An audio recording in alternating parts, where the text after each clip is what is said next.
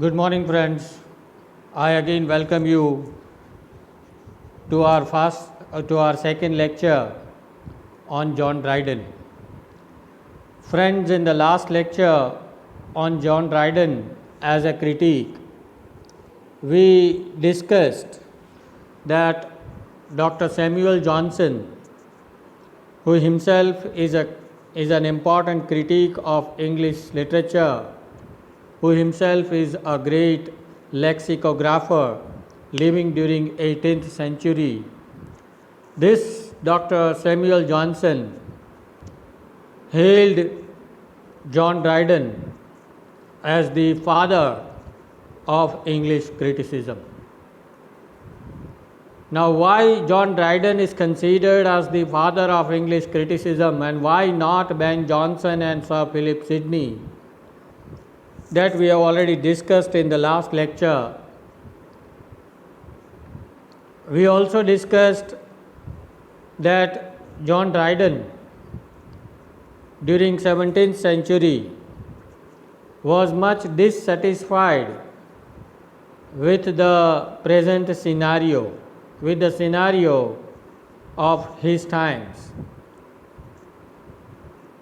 We may say that in the words of Hamlet, John Dryden was saying that the time is out of joint, O cursed spite, that ever I was born to set it right. I repeat it again, these are the words of Shakespeare used in Hamlet. Hamlet was dissatisfied with the time in his life, and the same thing, you can use the words of Hamlet for John Dryden here, that the time is out of joint, O cursed spite, that ever I was born to set it right. Yes, John Dryden was dissatisfied with the scenario, with the critical and literary scenario of his times, and he was born to set the line in the right direction.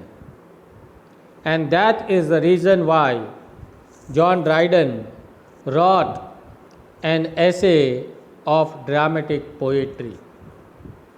An essay of dramatic poetry is a critical treatise on drama and poetry.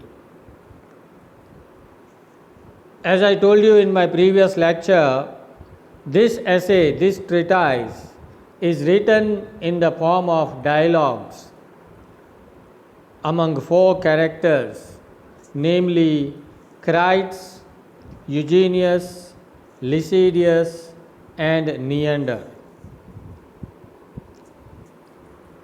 And the whole idea is that, among these four characters, John Dryden has presented some debates on literature, some critical debates on the then prevailing literature. In the beginning, Lycidius, who is one of the characters in this dialogues, Lycidius begins with the definition of drama. After that, second portion of the essay of dramatic poetry is about the debate on ancient drama versus modern drama. The third argument is between the importance of the French drama and the English drama. And the last and the fourth argument is about the use of rhymed verse and blank verse. In our last lecture, we discussed the definition of drama as given by John Dryden and by Lycidius in an essay of dramatic poetry. John Dryden defines drama by saying that drama is a just and lively image of human nature, representing its passions and humors and the changes of fortune to which it is subject, for the delight and instruction of mankind. We discussed that according to John Dryden, a true drama is one which is a reflection of human nature, which is an image of human nature. And this image uses two adjectives. This image must be just as well as lively. Just by the word just, John Dryden wants to suggest the element of realism. The picture, the image, or the reflection of human nature which is presented in the drama must be realistic by nature. There must be a touch of realism in this image of human nature. Side by side, John Dryden also says that this image must be lively. And this liveliness comes from where? This liveliness comes from the use of imagination, use of figures of speech, etc. So John Dryden wants to say that the whole presentation, the whole reflection of human life, human nature, which is presented on the stage, it must be realistic as well as vital, as well as lively. At the same time, he also says that this image of human nature must represent the patience and humors both. Patience and humors both. Patience means emotions, feelings, and humors means intelligence, wit. So according to John Dryden, drama is actually a mixture of both tragedy and comedy, because tragedy appeals to the heart and comedy appeals to our intelligence. And according to John Dryden, a perfect drama is one in which there are both these things, patience and humors, and the changes of fortune to which it is subject. The dramatist must imitate human nature, human life, but the changes of fortune, the ups and downs which we find generally in our own lives, in human life, these changes must be the part and parcel of drama. These changes of fortunes must be presented by the dramatist.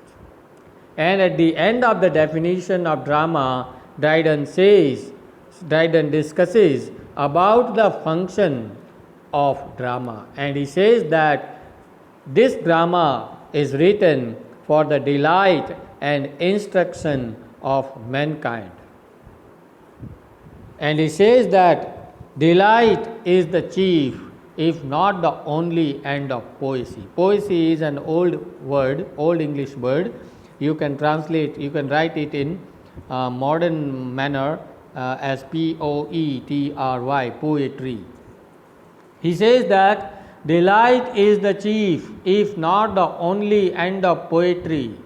According to him, delight is the primary function of poetry, but not the only function of poetry. Another function of poetry is to instruct the readers. As I told you, in the essay of dramatic poetry, John Dryden has presented these four characters: Crites, Eugenius, Lycidius, and Neander. And among these four characters, there are some debates presented, debates on criticism, debates on literature. And the first debate is presented by John Dryden, and that debate is between Crites and Eugenius. Crites speaks in favor of ancient drama, and Eugenius speaks in favor of modern drama. Crites believes that the ancient drama is the greatest kind of drama, in comparison to the modern drama. Why? Because he gives 3-4 reasons to prove his point. He says first that ancients are the writers who invented and perfected the art of writing drama. And that's true, because it was only the ancient writers who invented the art of writing drama. Not only did they invent, they also perfected the art of writing drama. And that's why he says that we are the creators of drama, and that's why we must respect the ancient drama. He also says that the ancients are the faithful imitators and wise observers of that nature which is torn and ill represented in our days. These are the words of Christ. Christ says that the ancients were the faithful imitators and wise observers of nature. He believed that they presented nature in the most artistic and beautiful manner. They were the faithful imitators, and they were better observers of nature, which they presented in their place. And he is also of the view, Christ is also of the view, that the modern writers have ill represented this nature in our days. In our days means we are talking about the 17th century, 16th century. According to Christ, the writers of the 16th century, 17th century, when they wrote the plays, they presented nature in a torn and ill manner. And that's why he says that they have presented it in the torn and ill represented manner. Third argument Christ speaks in favor of ancient drama is that all the rules of writing drama were not only invented by the ancients but also wisely and superbly observed in their drama. So Christ wants to say that the ancient dramatists, they not only invented the norms, the rules and regulations of writing drama, but they also superbly, artistically followed and observed all these rules when they wrote the plays in their times. But Eugenius, who is another character in this dialogue, he comes out and he speaks in favor of modern drama. He says that modern drama is greater than the ancient drama because of the superiority of plot construction. He said that the ancient dramatists, they did not have much knowledge about the plot construction, and they divided their drama in two parts only. If you read the ancient drama, there are no acts and scenes. In the ancient drama, it begins with the chorus, then part 1, again chorus, and part 2 and chorus. So there were only two divisions of the drama in the ancient times, part 1 and part 2. But Eugenius wants to say that it is only the modern dramatists who had this proper understanding of the plot construction, and they divided the different chain, the whole chain of actions into different acts, and these acts are further divided into scenes. So that's why Eugenius believes that modern drama is greater than the ancient drama as far as the plot construction is concerned. Second thing Eugenius speaks about is that ancients, according to him, the ancient writers, they had very limited number of themes. Most of the ancient dramas, most of the ancient plays, they were discussing only two themes, and these two themes are Thebes and Troy. Either the ancient plays were written on the tales of Thebes or they were written on the tales of Troy. Nothing more than that. So he means to say that the ancient writers did not have the variety of themes. And according to him, modern dramatists have written the plays on varied number of themes, different types of themes. So second thing he said about this. The third thing he says is that in the ancient drama there is no poetic justice. Poetic justice is not presented by the ancient writers. He said that the ancient writers, they showed wickedness rewarded and virtue punished. Good were punished, good characters were punished by the ancient writers in their plays. And on the other hand, the bad, the wicked characters, they were rewarded, which is not good, which is the violation of poetic justice. And according to him, in modern drama, there is proper poetic justice. Good is rewarded in modern drama and bad is punished. And the next argument he presents in favor of modern drama is that moderns used their hands in the field of tragedy as well as comedy. According to him, the modern playwrights are greater than the ancient dramatists, because the ancient dramatists could write only if they wrote tragedy, they wrote tragedy only. They could not write comedy. If they wrote comedy, they wrote comedy only. They couldn't write tragedy. But Eugenius believes and says that modern dramatists like William Shakespeare, they have the art of writing tragedy as well as the art of writing comedy. So they are, according to him, modern dramatists are superior to the ancient dramatists. The next discussion, the next argument or the next debate, the next controversy is between French drama and the English drama.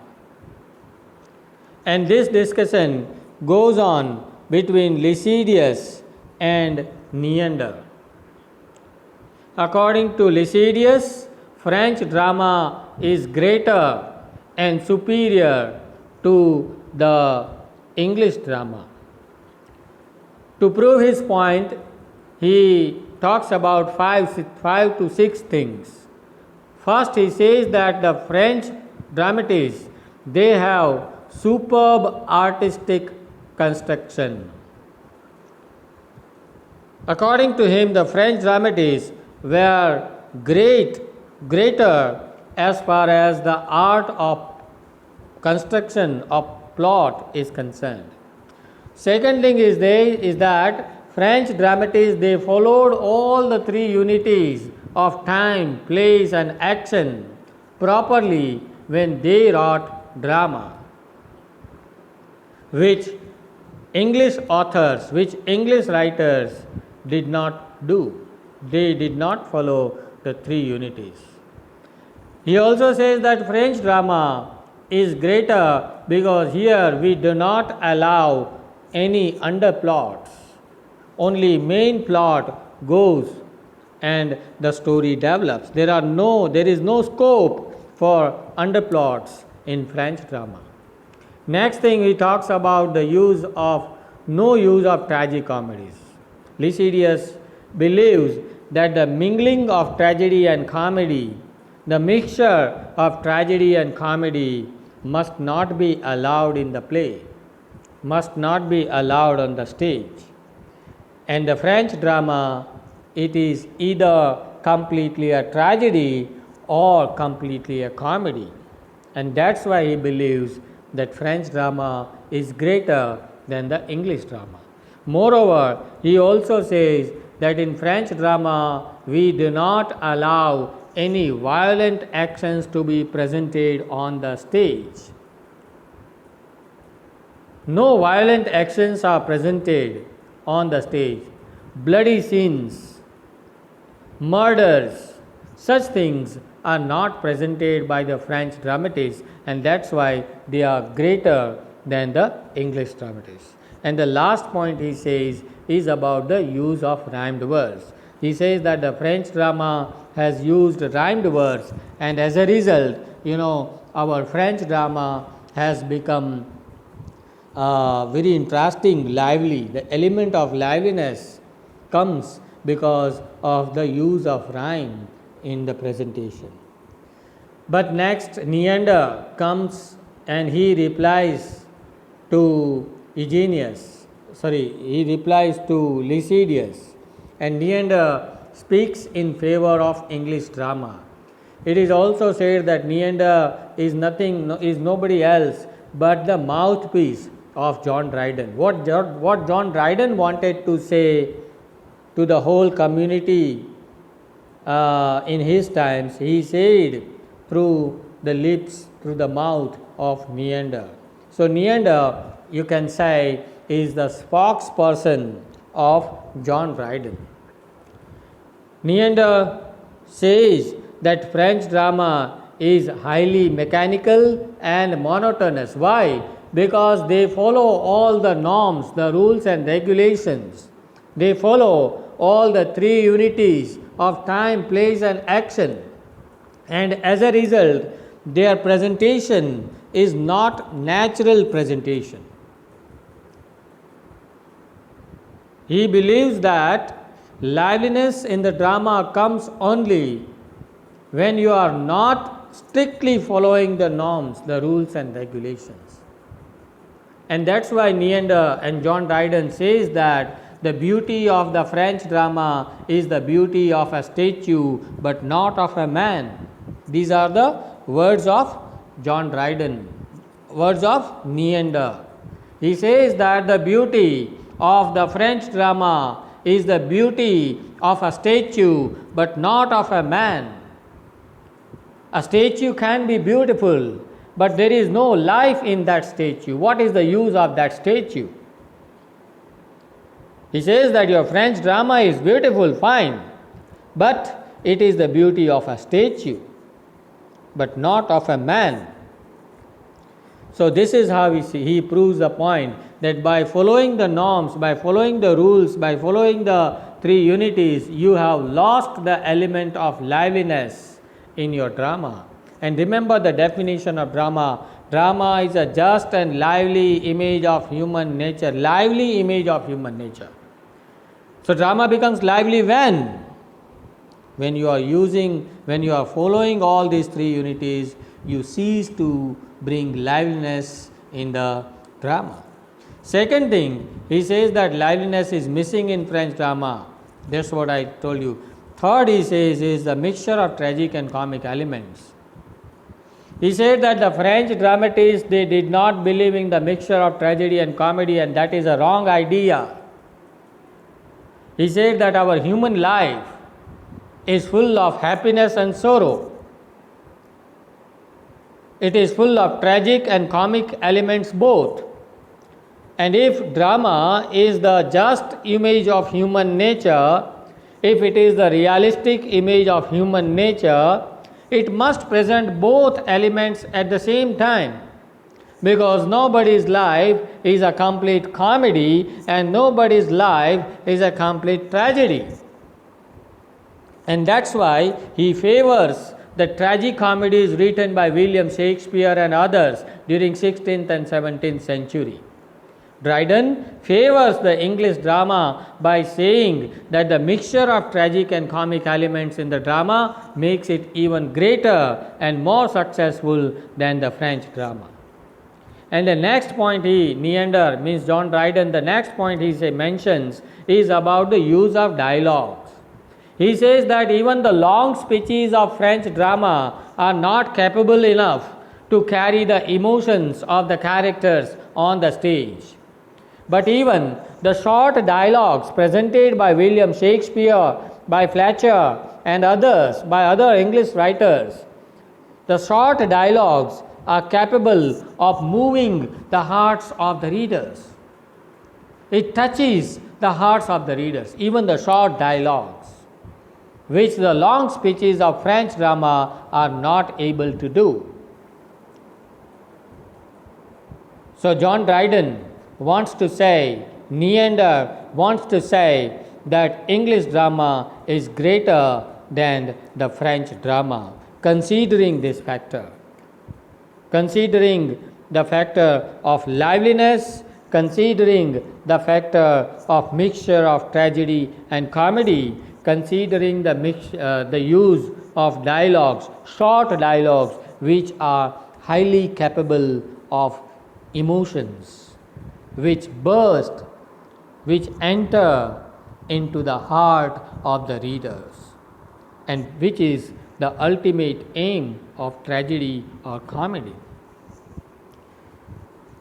And that's why, at the end of his discussion, Neander says that we have borrowed nothing from them. Our plots are weaved in English looms. We endeavor therein to follow the variety and greatness of characters which are derived to us from Shakespeare and Fletcher. Here Neander wants to say that so what? So what Aristotle has said so? Had Aristotle lived in our times, during 16th century, during 17th century, he would have changed his mind. He would have changed his definition of tragedy. Because most of the times, it was a general saying among the people during 17th century that Aristotle has said so. We are writing our drama in this manner because Aristotle said so. But John Dryden is of the view that no, our time is different, our need is different, our demand is different, our readers are different, and that's why we weave our plots in our own English looms. We don't want to borrow anything from the ancient writers, from the ancient critics. Shakespeare prepared his own idea of writing tragedies and comedies and tragicomedies.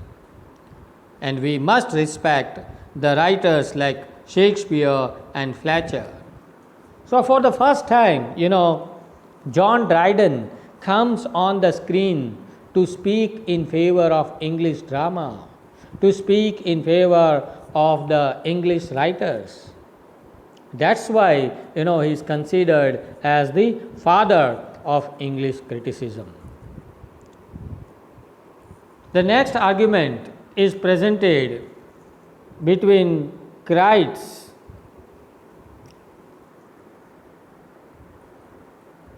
and Neander. Keats was against the use of rhymed verse and blank verse. He believed that the rhymed verse must not be used, or neither blank verse be used in drama, because it is not the day-to-day conversation, it is not the style of a common man. Keats believed that if you want to bring liveliness in the play, you must use the language of the people, common language of the people. And rhymed verse or blank verse is not the common language of people. But Neander favors the rhyme, the use of blank verse in drama, by giving examples from William Shakespeare and by giving examples from Fletcher and other some English writers. And he proves that rhymed verse or blank verse makes the drama livelier and more interesting at the end of the day. So this is how we come to the end of all these discussions. As I told you, the whole essay of dramatic poetry is divided into 4 divisions. First, the definition of drama and function of drama. Second, the argument between the ancient drama and the modern drama. Third, the argument, the debate between the French drama and the English drama. And fourth, the use of rhymed verse or blank verse in drama. At the end of this lecture, let me tell you one very important thing, that John Dryden was the first comparative critique, is considered as the first comparative critique. Why? Because for the first time in the entire history of English criticism, John Dryden presents different comparisons between the ancient and the modern drama, between the French and the English drama, between the use of rhymed verse or blank verse and no use of rhymed and blank verse. By giving such comparisons, by giving such arguments in favor and against these things, John Dryden proves himself to be the first comparative critique of English literature. At the end of this lecture, we must remember Atkins, the critic of English literature, rightly said about John Dryden and his essay of dramatic poetry. He says that an essay of dramatic poetry is the most elaborate and one of the most attractive and lively of Dryden's critical works. Dryden has written many critical works, but according to Atkins, the essay of dramatic poetry is the most comprehensive and the most attractive of all his critical works. And here we come to the end of this discussion on John Dryden as the father of English criticism, John Dryden as the first comparative critique in English criticism. Thank you very much.